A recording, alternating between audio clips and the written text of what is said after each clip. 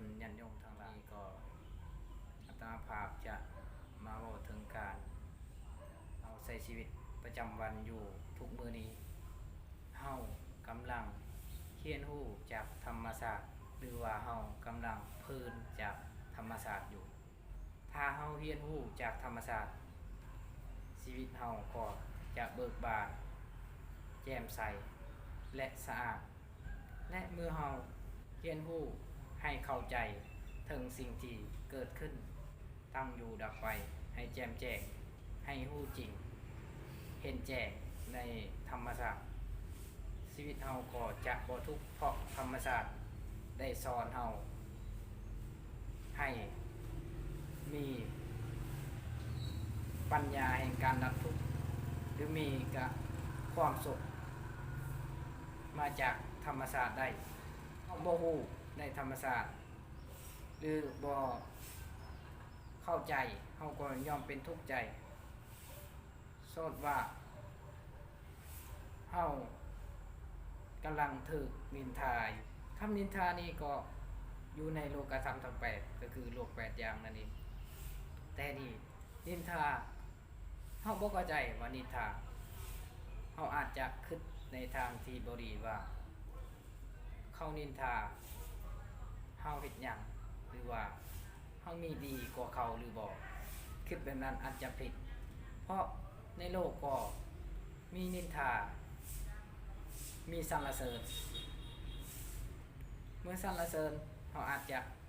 คิดว่าตัวเองอาจจะดีพอแต่มันก็บ่แม่นอีกมันสอนให้เฮารู้ว่าเมื่อนินทานั้นแปลว่าเฮายังพัฒนาตัวเองบ่ดีพอและ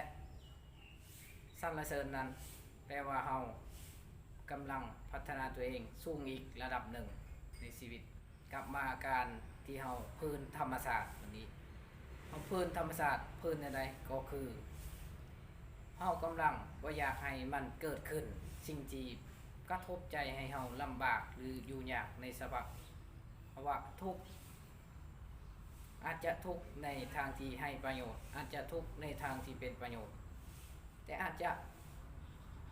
สิ่งที่บ่เป็นน่าทุกข์แต่เฮายังทุกข์เพราะเฮา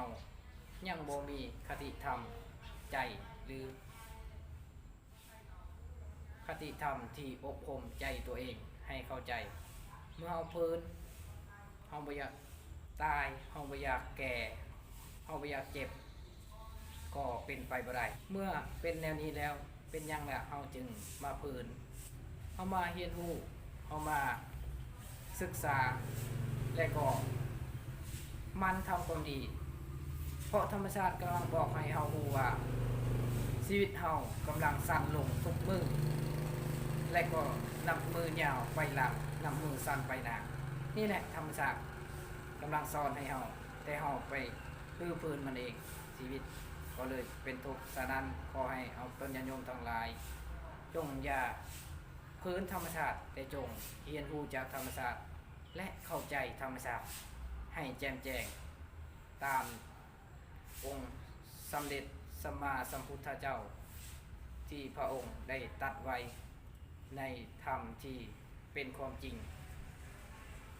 ของสรรพสิ่งทั้งปวงเจริญพร